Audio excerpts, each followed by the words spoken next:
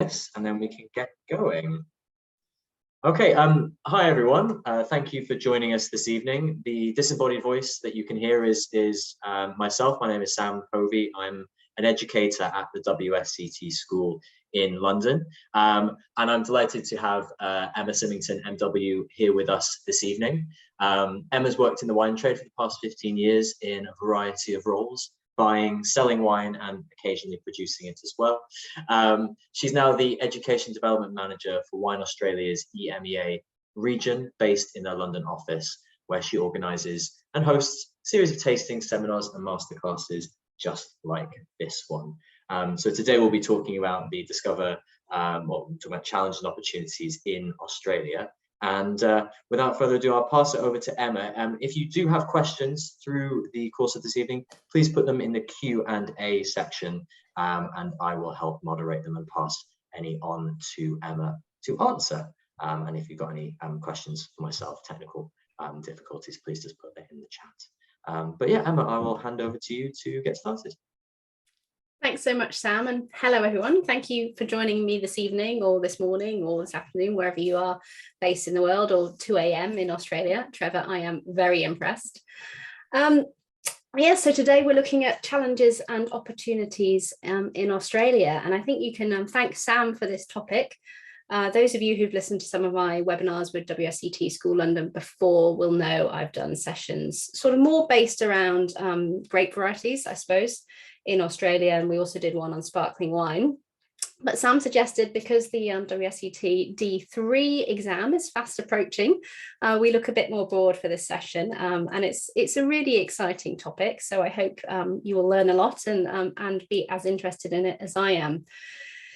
So Australia, challenges and opportunities. Well, I think it is fair to say that Australia has had more than its fair share of challenges over the last few years. In fact, I think you could probably say it's really had a bit of a perfect storm of challenges since really the beginning of 2020.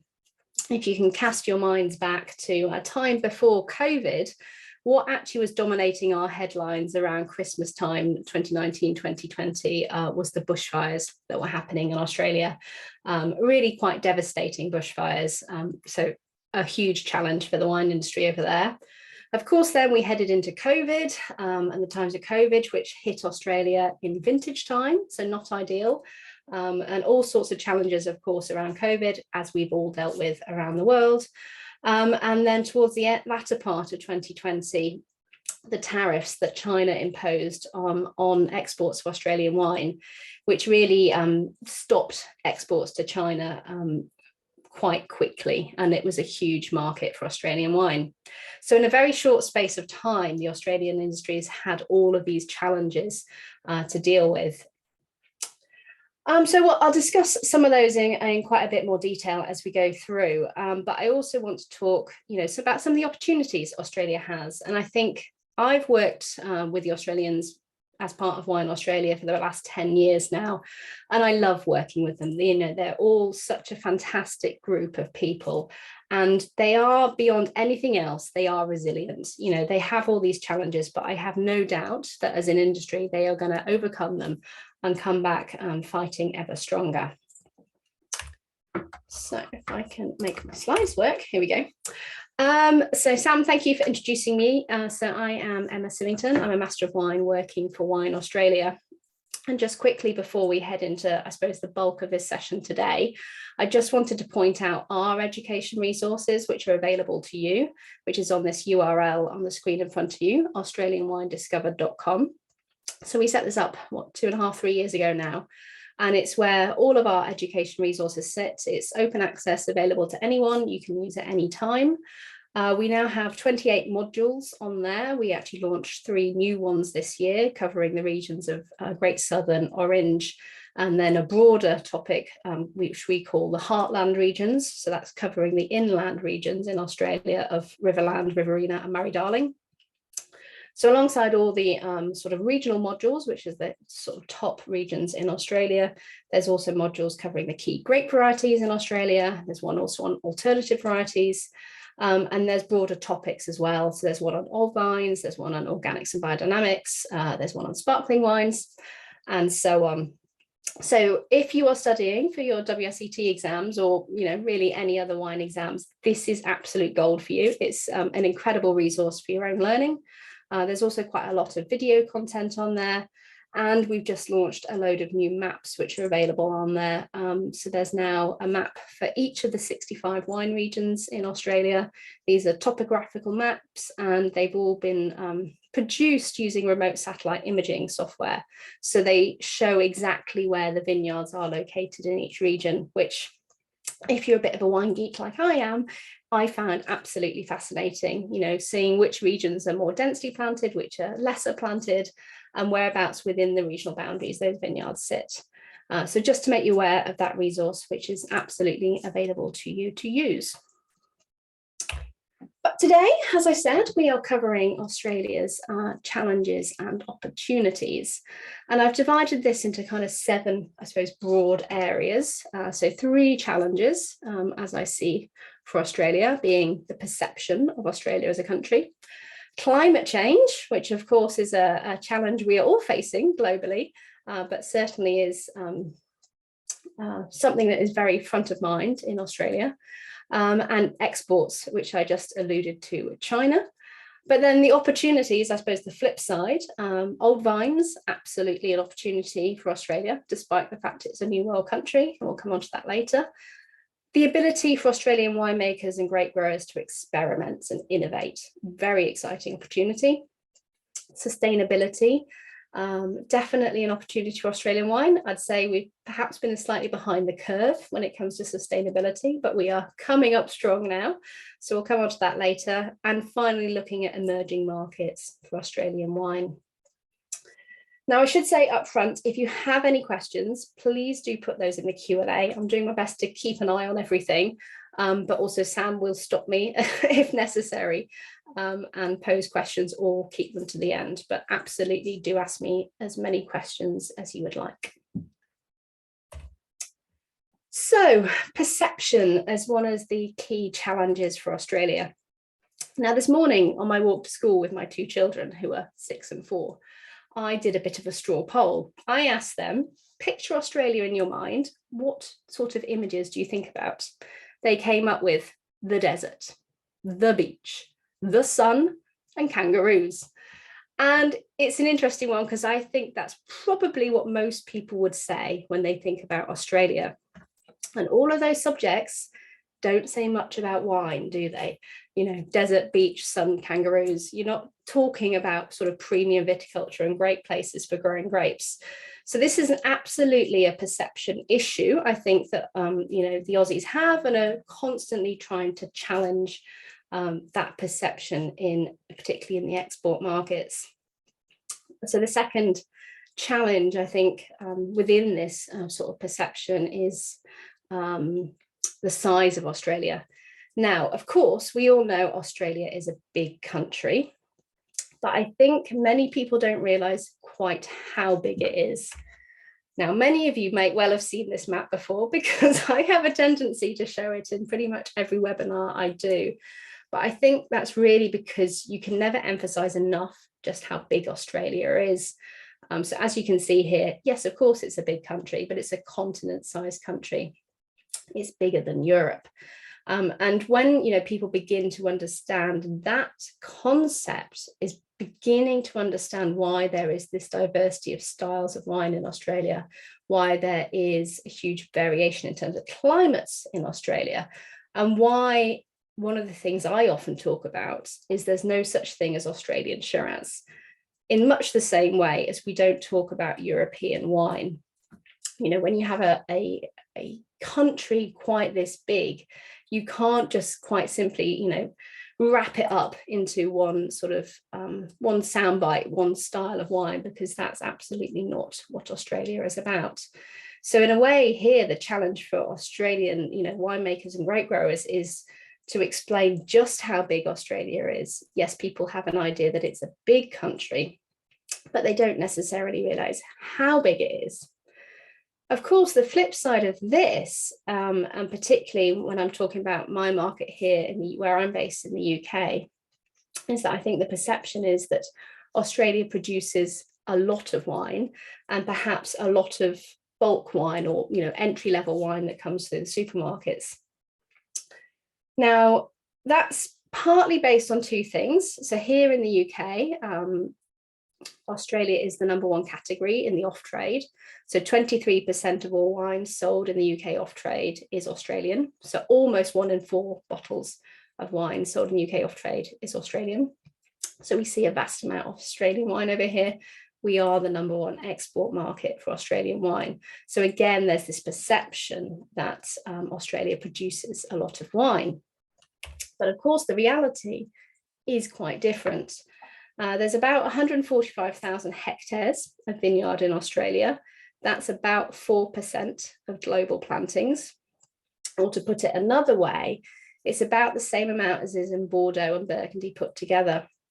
So thinking back to that map of Europe on Australia, France itself is tiny compared to Australia, let alone Bordeaux and Burgundy. So there's not a huge amount of actual vineyard area in Australia, or rather it's spread across a very wide space, a very, huge country. But what the Aussies are, of course, very good at is exporting the wine, and particularly in the traditional markets like here in the UK, in the US, in Canada, and in a few other Northern European markets like Germany and Denmark and so on. So a lot of that more, I suppose, entry-level branded wine gets shipped out to these markets and sold primarily through supermarkets. But again, that's not the whole picture when it comes to Australia, because there's actually over 2,400 wineries in Australia, and most of those are small producers. There's actually very few large producers in Australia. In fact, 75% of wineries in Australia produce less than 100 tonnes. So really, really small quantities. But of course, in the export markets, we don't see quite so much of that. Most of that is drunk domestically in Australia. We just see sort of bits and pieces of that over here. But I think this is all sort of playing into that perception issue that the Aussies often have to kind of challenge in these export markets. Now, the other thing my children talked about with Australia was the sun, or the temperature or heat. And I think, again, that is part of this perception of Australia. People think of Australia as a hot country.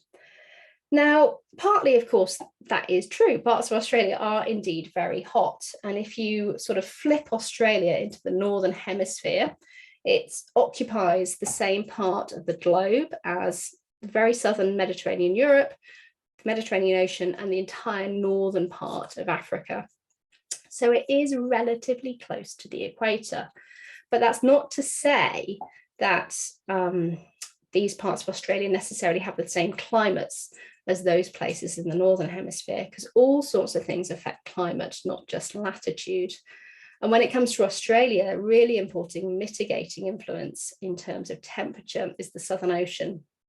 So right off the southern part of Australia is the Great Southern Ocean. It's a very cold ocean. The waters come up from Antarctica. So it has a really important moderating influence right across this southern seaboard of Australia. And this is why you have this huge diversity of climates in Australia, far more diverse than you would have it in that part of the Northern Hemisphere. So very much cool climates, when you're talking in terms of wine regions, places like Tasmania, Mornington Peninsula, these places surrounded by that cold ocean, really cool climates. Of course, then you've got other areas, places like McLaren Vale and Barossa, much more Mediterranean climates. And then as you go further inland, you're heading into those hotter areas, places like Rutherglen, which are really particularly well known for its fortified wines, so that hot climate areas. So you do have this huge diversity in climates in Australia. And again, that is part of the challenge. Australian winemakers and grape growers are often, having to talk about and help make people aware about is this diversity. So moving on to our second challenge, climate change. Now, of course, this is an issue which is affecting all of us globally, all sorts of different industries, not just, of course, the wine industry. But I think in Australia, And perhaps particularly over the last few years, we've really seen some of those extreme weather events happening as a result of climate change. So I mentioned those bushfires back in 2019, 2020, which were just devastating. 34 people were killed as a result of those bushfires, devastated huge areas of land in Australia.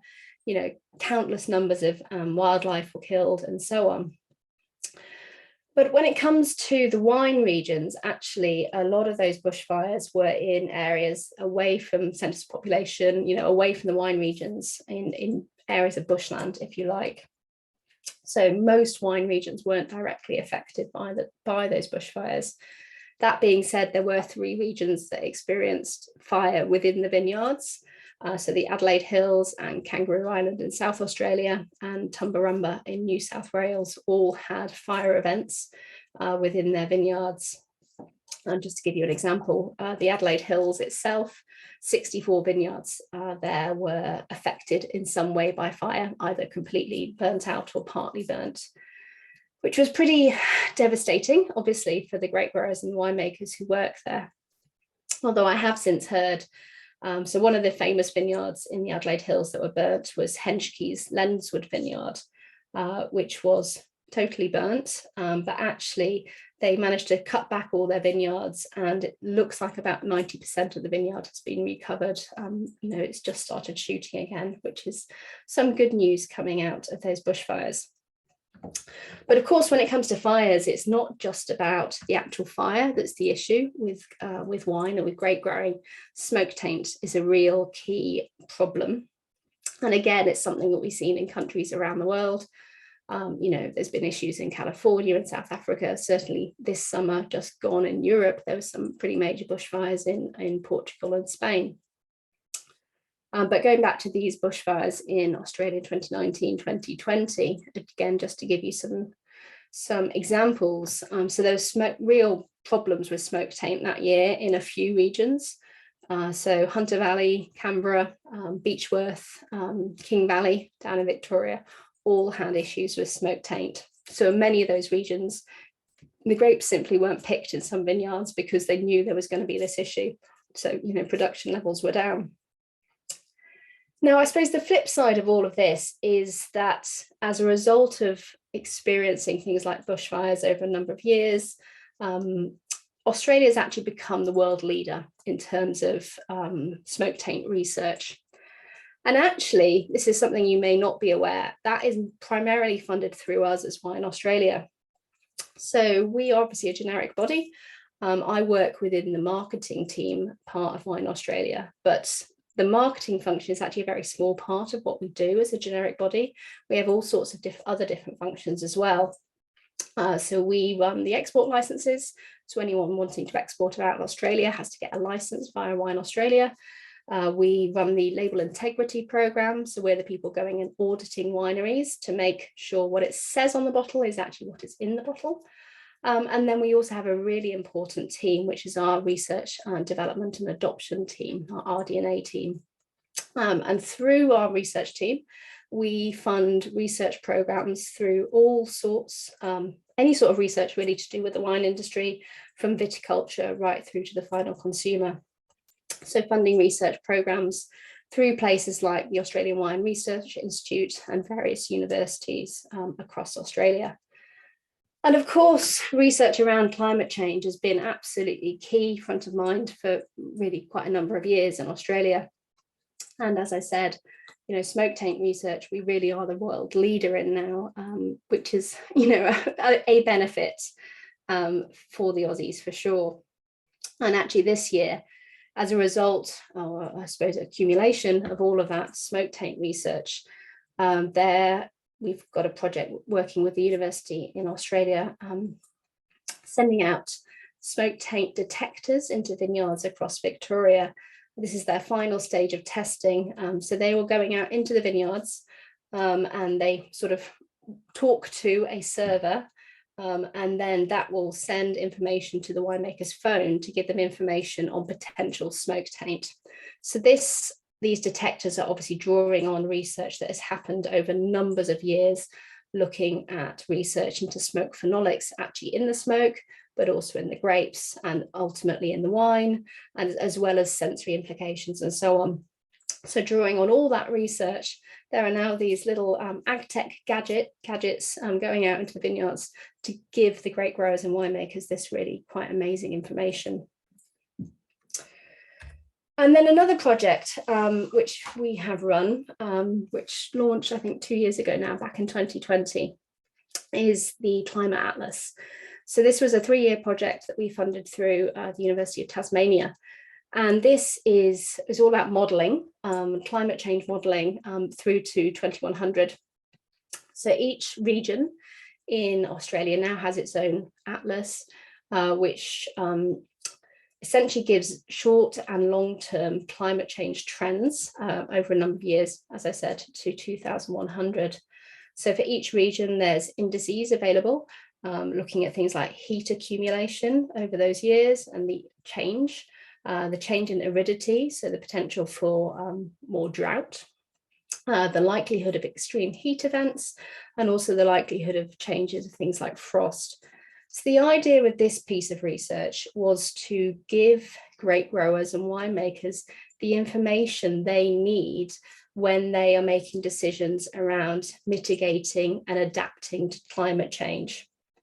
So mitigation of things like perhaps changing their trellising system, or perhaps looking at picking perhaps a bit earlier, those kind of changes. Adapting, meaning things like if a vineyard is coming to the end of its life and they're thinking about replanting, perhaps thinking about replanting with a different grape variety to suit the climate that might happen in 30, 40, 50 years' time. So it's that long-term planning that this piece of research allows now the grape growers to go out and do. This is open source, so anyone can go in and have a look at the information in there. It really is quite incredible. A bit scary at times, as I think climate change is anywhere in the world when you start looking forward, the next 50, 100 years. But really the idea here is to give, the grape growers, as I said, all that information that they need to try and mitigate against this challenge of climate change. Okay, and then the sort of third challenge being exports. So I mentioned at the beginning that China has been a really major challenge for the Australian wine industry. So prior to November 2020, China was the #1 export market for Australian wine by value. And then in November 2020, the Chinese government implemented these huge tariffs on wine coming out of Australia into China, which essentially stopped export of wine to China. And that meant that within the space of 6-12 months, a third of the Australian wine industry's global export value was lost. So really a huge challenge, and that is something that is going to be an ongoing challenge as people now look to other markets to try and figure out where that volume of wine might else be sold. But I suppose a more long-term challenge is also what's happening in Australia's traditional wine markets, being the UK, the US, and Canada, because all of these markets are markets that are actually in long-term decline in terms of wine consumption. Nothing to do with that Australian wine, of course, but in general, consumption in those countries is in decline. So the Aussies, as many other countries are looking at, thinking about, okay, in 20, 50 years, these countries aren't necessarily going to be drinking as much as they do now. So again, what do we do with that excess wine? Where does it go? Now, I should say that Australia is, I suppose, particularly challenged by the issue of exports because so much of its wine is exported. 59% of what is produced in Australia is exported and sold to 113 different countries around the world. So only just over a third of wine is actually drunk in Australia. So the export markets are very, very important for most Australian wineries. Emma, a Yes. quick question that's come through is, are there any particular regions that were quite exposed to Chinese exports that might have been more affected than others? Or are there any regions that are, I suppose, less affected as well?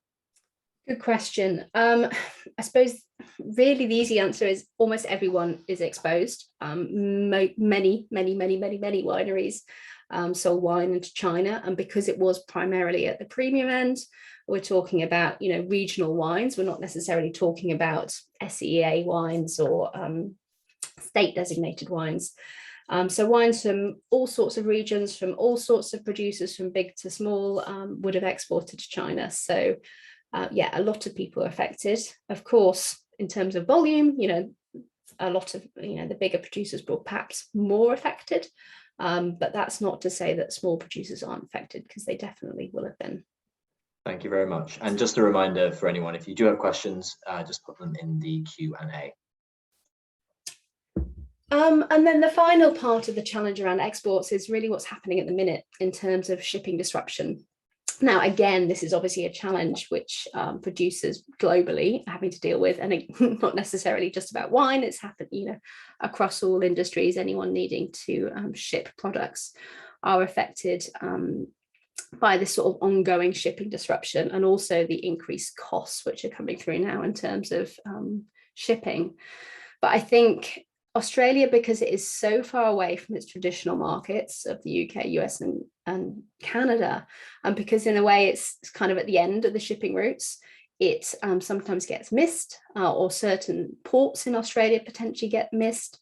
So it really is a challenge for Aussie wineries. You know, they might have a sale of wine to the UK or, you know, wherever, but actually getting the wine on that boat and into market is proving a challenge at the minute.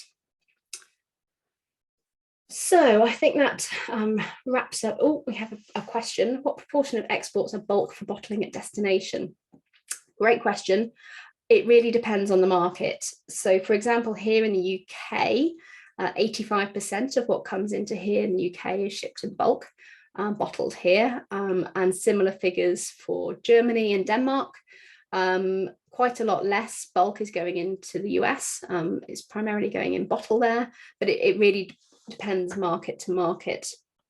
Now, if you are interested in looking at some of these export stats in more detail, if you go to the Wine Australia website, we now have an export dashboard. This tracks all our exports back to 2010 in a huge amount of detail. So you can go and look by region, by market, by grape variety, by price, by shipping, all sorts of things, and you can get all this information there. And again, that's available to anyone.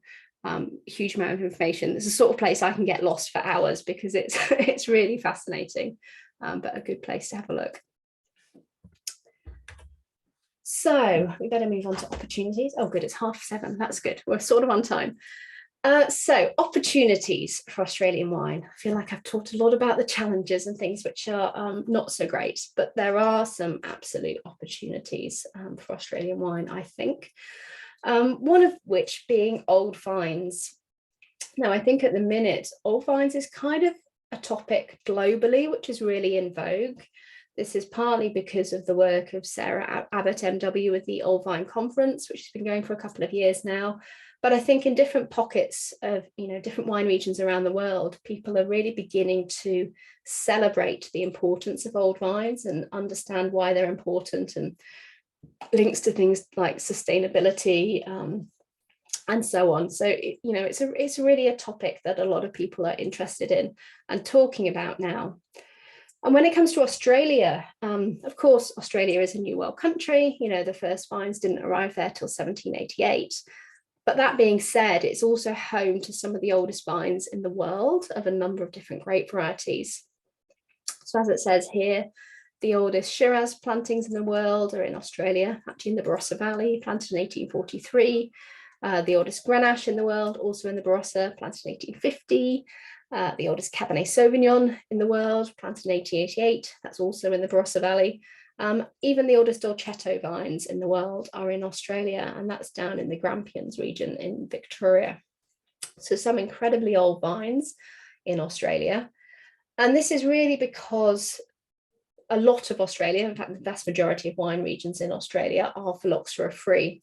So phylloxera hasn't got to places like South Australia at all, which means these vineyards never had to undergo the process of uprooting and replanting on grafted rootstock, as has happened in much of Europe.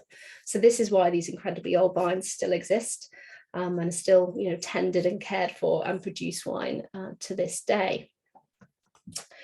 Now, the region in Australia that's kind of leading the charge on this is Barossa. Back in 2007, Yalumba Winery, which I imagine many of you may have heard of, sort of realised that they had all these old vines and wanted to start celebrating them. So they came up with their own old vine charter. And within the space of 2 years, the rest of the region realised this was a brilliant idea. And so it went across the whole region. And this is what they came up with. So this started in 2009, and this is a way of legally defining what we mean by old vines and giving these different categories of vine ages. So the Old Vine Charter starts with old vines, classified as 35 years or more old, then goes up to survivor vines at 70 years or more old, centenarian vines at 100 years or more old, and then the very oldest vines at 125 years or more are the ancestor vines. And these are names you now see quite regularly on wine labels. They're sort of words and names that winemakers will talk about, on the tech sheets and on their websites and so on. It's something that's really beginning to be celebrated in the Barossa. And I think as a region, they were very innovative doing this, because it was really before most other places in the world were really talking or certainly defining old vines. Obviously, there's places in the world and across Europe where, you have old vines or VL or Vintage Velliage or whatever, but mostly these terms aren't defined. So that means they can be put on a bottle of wine regardless of actually how old those vines are. I think the Barossa was really innovative in terms of actually defining what these terms mean and giving them sort of legal definition. So I think this is a really real opportunity for Barossa and Australia as a large to sort of really start talking more about its old vines and this huge repository of old vines it has across a number of different grape varieties. And the nice thing here is that, again, it helps challenge that perception I was talking about earlier in terms of Australia being a new world country, very modern, producing a lot of bulk wine. This is almost the exact antithesis of that. It's really helping to change those kind of perceptions. So I see it as a really important opportunity for Australia. The second one I've put down in terms of opportunities is experimentation. And this is absolutely something I see happening with the Aussies. I think they still, have this real pioneer spirit, wanting to try new things, wanting to innovate. And of course, the joy of Australia is there's this lack of legal limitations. They're not constrained by tradition in the way that, many wine regions in Europe are. So when it comes to legal limitations, of course, the regions in Australia, or the GIs, the geographic indications, are legally defined in much the same way as they are in Europe. So, for example, here we've got a bottle of McLaren Vale wine. So here, at least 85% of the grapes in this wine have to come from McLaren Vale, from that legally defined area. But beyond that, it's entirely up to the winemaker and the grape grower. They have absolute no limitations, I suppose, in terms of what can be planted in the region, what yields they can produce, whether they can irrigate or not irrigate, when they can pick, what winemaking techniques they can use, down to the closure. All of these options are available to them.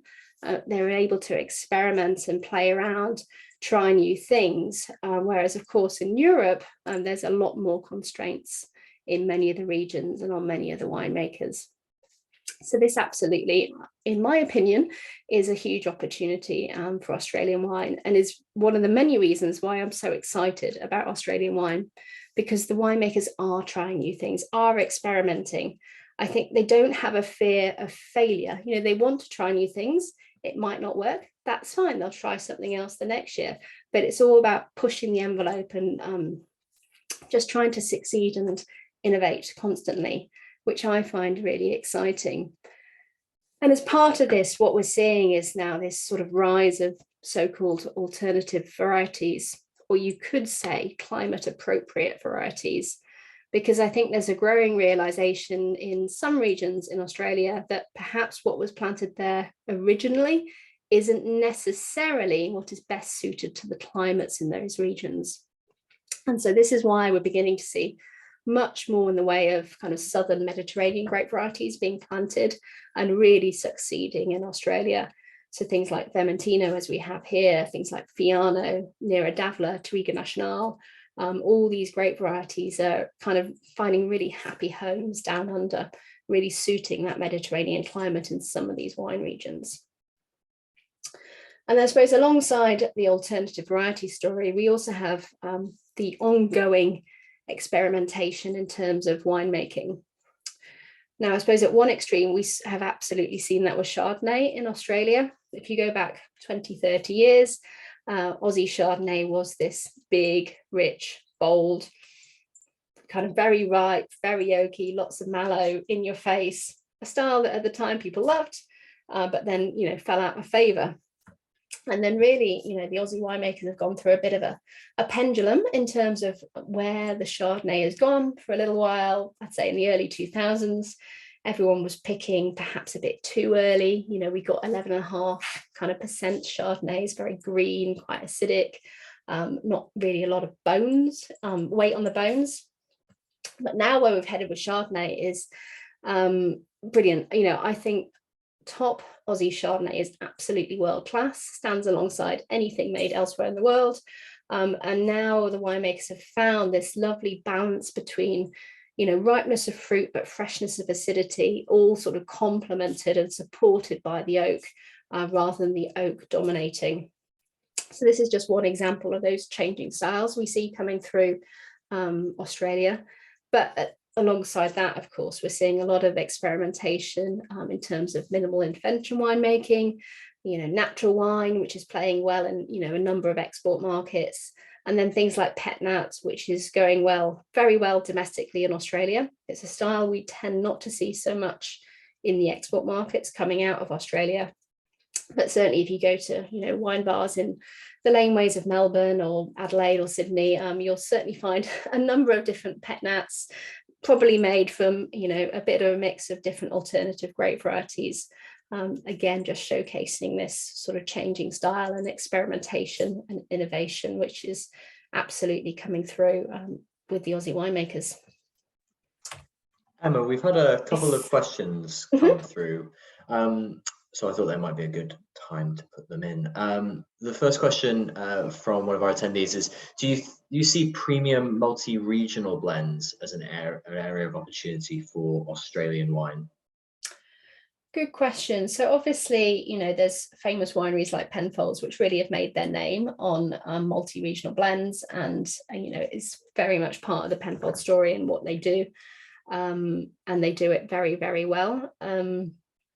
And I suppose in terms of wine styles, we see things like Shiraz Cabernet blends, particularly often being multi-regional, with Shiraz perhaps coming from somewhere like Barossa, and the Cabernet coming from perhaps Coonawarra, being blended together. But I would say the vast majority of premium wine coming out of Australia is going to be from a single region. Yeah, beyond those kind of examples. Thank you. And the next question from Federico asks, what is Australian wine doing to attract a new generation of wine drinker? Oh, great question.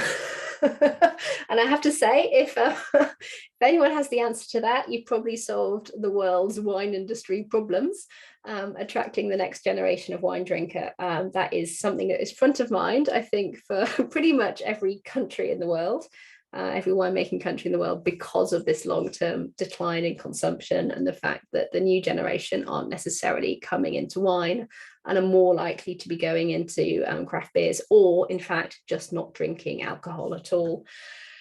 Oh gosh, so I talked earlier on about what we're doing in terms of research and how it's playing in a really important role in terms of giving winemakers and grape growers information.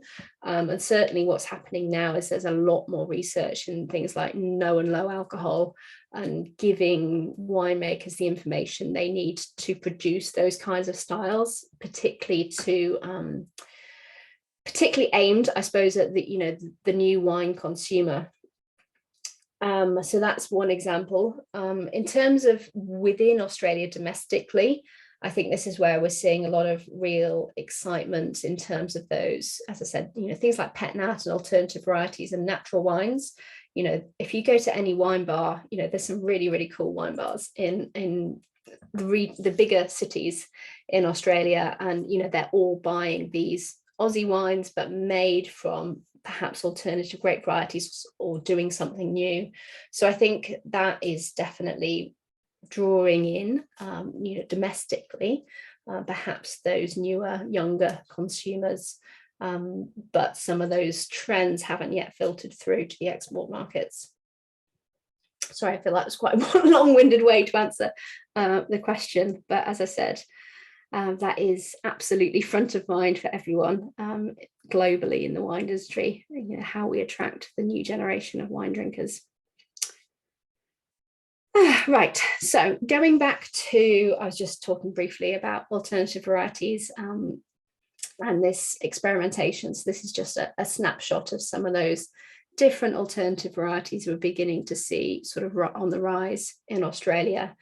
Now, worth saying that in general in Australia, I think all alternative varieties only account for something like 4% of plantings. So, off a very, very small base, but we are seeing more and more people sort of top grafting, particularly top grafting across to some of these kind of vines, particularly because things like Fiano, for example, is great at keeping its acidity, but it also requires a lot less water in the vineyard than perhaps something like Chardonnay.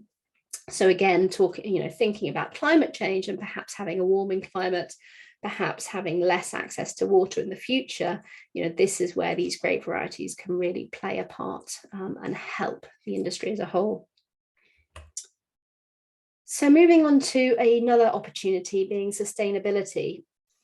Now, I think I said up front, I would argue that perhaps Australia has been a bit behind the curve when it comes to sustainability. Certainly, if you compare to somewhere like New Zealand, which has obviously had its own sustainability program going for a long time and very, very successfully. So we do have our own sustainability program called Sustainable Wine Growing Australia. This was launched in July 2019. So as I said, we are a little bit behind the curve, but I think we are absolutely coming up strong. And it is definitely an area that across the board, people are interested in, people are working towards, and is very much front of mind.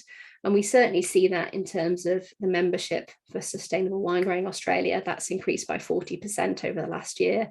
So we are seeing more and more people getting involved with the sustainability program, and working on their goals and working towards sustainability. But, worth remembering with sustainability, it's a journey. There's no goal, there's no end. You're never going to get to an end with sustainability. It's that constant process of improvement and refinement. And that is absolutely something that is ongoing in Australia. So just quickly looking at Sustainable Wine Growing Australia, this just gives you a snapshot of what it is and who's a part of it. So it was modelled on best practices globally. It's aligned to the UN Sustainable Development Goals. As you can see, there's these 6 areas that wineries and vineyards report on. So you can be certified either as a vineyard or winery, or as both. So they're reported on separately. So everyone reports on these different areas annually, and then importantly, you get benchmarking in terms of how you are doing against your peers, either within a region or across Australia. So the idea here is really to give, again, the winemakers and the grape growers an idea of how they're doing, where they can improve, who's doing things better, what they can learn from each other. It's this kind of collegiate system, which again, for me, is one of the joys of working with the Aussies. They love to help each other, support each other, learn from each other in the will to succeed. So alongside Sustainable Wine Growing Australia, the other part of what's happening in terms of sustainability in Australia is looking at things like emissions reduction. So across the industry in Australia, there's now a target for zero waste by 2050, and also net carbon zero by 2052.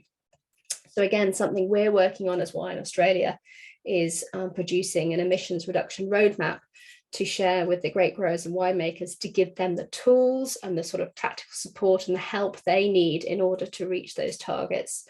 So that's a lot of the way sort of we're helping, I hope, along the way, to give the grape growers and the winemakers the information they need to get these goals, to reach these goals, and hopefully, ultimately, a long time before 2050. Emma, we've just had a question come through asking about whether or not you think biodynamic practices are key to more sustainable wine production. So I think biodynamics can absolutely be a part of sustainability. Sustainability can be a part of biodynamics, but they're not. It's not one or the other. It's not all or nothing. They work absolutely alongside each other. And there are a number of absolutely biodynamic certified vineyards in Australia, and organic certified. And we're also seeing the rise of people working with regenerative farming. There's a number of carbon neutral wineries in Australia. So, all sorts of different aspects which all play a role within sustainability.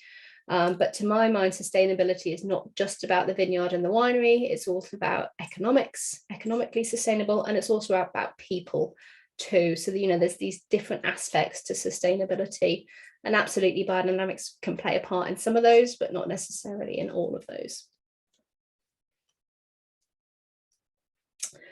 Okay, and then for our final opportunity is really the emerging markets that are beginning to play a part in the export picture for Australian wines. So Southeast Asia, generally, markets like Korea, Japan, Thailand, Vietnam, and so on, we're beginning to see increasing exports too. These are markets which are geographically not too distant from Australia. So these are markets that often travel to Australia, and wine tourism is a really important part of tourism within Australia. So these are people that are going to Australian vineyards and wineries, tasting the wine, and now we're beginning to see that sort of filtering through via the exports too. And of course, now that we have this kind of hole where China was, these markets are potentially playing quite an important role, and primarily, again, it's quite premium wine going into these markets. And then as a case in point, India is a really interesting potential market, partly because of the free trade agreement, which is being agreed this year with Australia, the FDA. And as a result of this free trade agreement, there will be preferential tariff treatment on premium Australian wine, which ultimately will mean that premium Australian wine will be much cheaper to buy in India. Now, India as a market has got a huge potential, huge challenges as well. But it's 1.4 billion people in India. Wine is only about 1% of alcohol sales in India, but it is growing. So consumption there is expected to grow from 29 million litres in 2020 through to 55 million litres in 2025. So almost doubling within the space of 5 years. So wine consumption absolutely is on the up here. I suppose quite different to what I talked about is happening in some of those traditional wine markets. So there is absolute potential opportunity here for Australian winemakers in India, and it's a market that a lot of people are paying quite a lot of attention to. But it is not an easy market. There's a number of barriers to entry, barriers to export, barriers to trade, which I'm not going to go into now because we don't have the time. But if any of you are interested, absolutely go out and learn more about the Indian wine market, because I suspect it's a market we're all going to be talking a lot more about in the years to come. Emma, we have a couple more questions just at the end. So firstly, a question here from Trevor, just about the Sustainable Wine Growing Australia. Are you expecting to see that logo appearing on bottles in the future? Absolutely. So as part of being a certified member, you have access to the trust mark, which I can nip back to here, that little logo. So yes, we are beginning to see that come through on bottle labels too. Fantastic. And also a question here from Tim, who's asked, with climate change playing its part, do you see any new wine growing regions developing in Australia?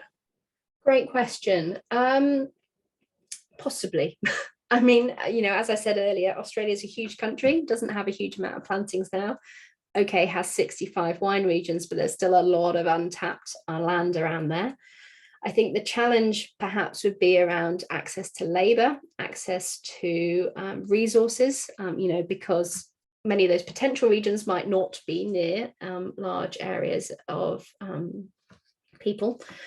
But perhaps, definitely perhaps, though I think we're probably more likely to see more increase in interest in terms of sub-regionality and those kind of things, and also within regions moving to different parts of the regions. So for an example, Yarra Valley as a region has all sorts of different altitude levels, going down from about 50 meters up to 400 plus. And what we're seeing now is more and more people planting at those higher altitude levels because of, you know, the cooling influence of altitude. So I suspect we'll see more of that kind of thing, rather than perhaps, you know, a whole new wine region starting up. Great. And another question has just come through. Do you see the use of screw caps for premium Australian wine as more of a challenge or an opportunity? Oh, it depends on the market. Certainly markets like the UK, screw caps, nobody cares at all, you know, regardless of what the wine is. But then you have other markets like Switzerland, for example, which absolutely wants its cork. So that is all about, you know, the winemakers realizing or knowing, understanding what different markets want, and perhaps having different closures for different markets if necessary, or doing a bit of education, you know, along the way. But certainly domestically in Australia, you very rarely see corks these days. It's all screw caps. Okay, and I think that is all of our questions. Brilliant. Well, thank you, everyone. I hope that was all clear. I hope you learned a bit along the way.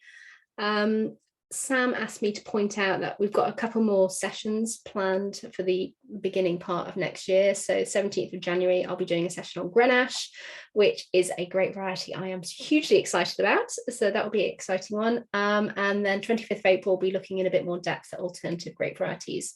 So do please get those dates in your diaries. And I imagine WSET School London will do some comms around that nearer the time. But thank you all for joining. Thank you, Emma, very much. And everyone else, thank you for joining from all over the world. And I hope you have a lovely evening. Thank you all so much. Have a good evening or morning or wherever you are.